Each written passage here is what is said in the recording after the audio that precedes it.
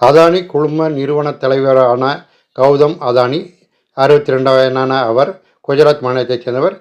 இவர் தற்போது இந்திய பணக்காரர் பட்டியலில் 2வது இடத்தில் உள்ளார்.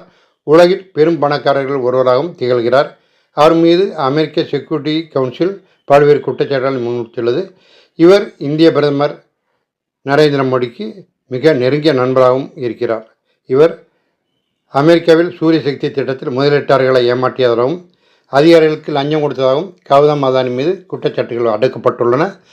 அதானி, அவரது உறவினர் சாகர் அதானி உள்ளிட்ட 7 பேர் மீது $265 மில்லியன் லஞ்சமாக இந்திய அதிகாரிகளுக்கு வழங்க ஒப்புக்கொண்டதாக அந்த ஆணையம் தெரிவித்துள்ளது.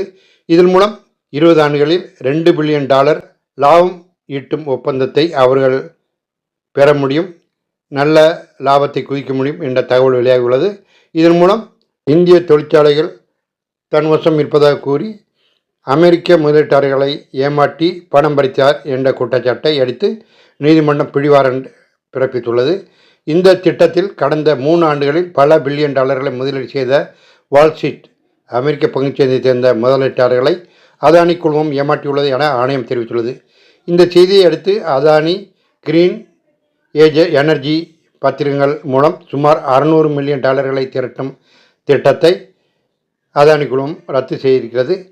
இதை அமெரிக்காவில் இருந்து கிடைத்த தகவல்கள் உறுதி செய்கின்றன. இந்த விவகாரம் தொடர்பு அதானி குழுமம் தாங்கள் எதுவும் தவறுதலாக நடந்து கொள்ளவில்லை, தாங்கள் சட்ட விதிகளுக்கு மாறாக எதுவுமே நடந்து கொள்ளவில்லை என்று கூறினாலும் அதானி குழும பங்குகள் சுமார் 20% சரிவை மேற்கொண்டது.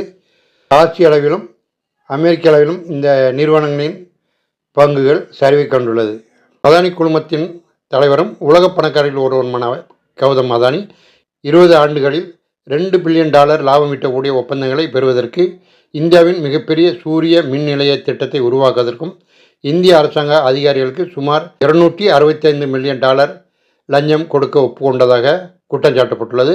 அதானியின் இந்த செயலில் வெளிநாட்டின் முதலீடு சட்டத்திற்கு எதிரானது என்று நியூயார்க்கில் பெடரல் நீதிமன்றத்தில் கௌதம் அதானி, அவரது மருமகன் சாகர் அதானி உள்பட 7 பேர் மீது வழக்கு பதிவு செய்யப்பட்டுள்ளது.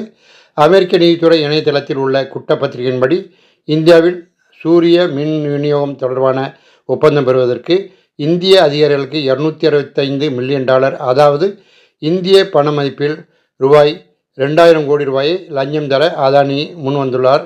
இதன் மூலமாக அடுத்த 20 ஆண்டுகளுக்கு அதானி குழுமத்திற்கு ஆண்டுதோறும் இந்திய ரூபாயில் கிட்டத்தட்ட $10000 கோடி வருமானம் கிடைக்கும் என்று குறிப்பிடப்பட்டுள்ளது.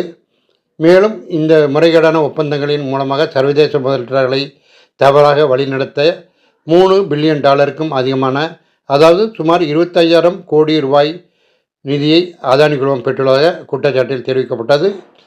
கடந்த 2020ஆம் ஆண்டு முதல் இந்திய அதிகாரிகளை அதானி தனிப்பட்ட முறையில் சந்தித்து லஞ்சம் தருவது தொடர்பாக பேச்சுவார்த்தை நடத்தியதாகவும் குற்றப்பத்திரிகையில் ஆதாரங்களுடன் தெரிவிக்கப்பட்டுள்ளது. மேலும் இது தொடர்பாக சாகர் அதானி இந்திய அதிகாரிகளிடம் தொலைபேசியில் பேசியதற்காகவும் ஆதாரங்கள் நீதிமன்றத்தில் ஒப்புவிக்கப்பட்டுள்ளன. இதனைத் தொடர்ந்து நியூயார்க் நீதிமன்றம் கௌதம் அதானி மற்றும் அவரது மருமகன் சாகர் அதானிக்கு எதிராக பிடிவாரண்டுகளை பிறப்பித்துள்ளது. கௌதம் அதானி தற்போது இந்தியாவில்தான் இருக்கிறார். மேலும் இந்த வழக்கு தொடர்பாக இதுவரை யாரும் கைது செய்யப்படவில்லை என கூறப்படுகிறது. போர்ப்ஸ் இதழின்படி 62 வயதான கௌதம் அதானியின் சொத்து மதிப்பு $69.8 பில்லியன், அதாவது இந்திய ரூபாயில் 5 லட்சம் கோடிக்கு மேல் ஆகும். மேலும் உலகின் 22வது பணக்காரராகவும் இந்தியாவில் 2வது பணக்காரராகவும் கௌதம் அதானி உள்ளார் என்று கூறப்படுகிறது. பல நாள் திருடன் ஒரு நாள் மாட்டுவான் என்பது அமெரிக்க நீதிமன்றத்தில் கௌதம் அதானிக்கு பிடிவாரண்ட் பிறப்பித்திருக்கிறது மூலம் உண்மை என உணரலாம். கிண்டன்பர்க் என்ற அமெரிக்க நிறுவனம் அவர் பல்வேறு மோசடிகளை பங்கு சந்தையில் செய்து கொண்டிருப்பதாகவும் நிதி உலகிலும் பொருளாதார கூட்டங்களை செய்திருப்பதாகவும் ஆதரவுடன் தெரிவித்தது. அதன் மீது நடவடிக்கை எடுக்க இந்திய அரசை போது இந்திய அரசு அதானிக்கு ஆதரவாகவே நடந்து கொண்டது. காரணம், குஜராத்தை சேர்ந்த அதானி பிரதமர் நரேந்திர மோடியின் நெருங்கிய நண்பராக இருப்பார்.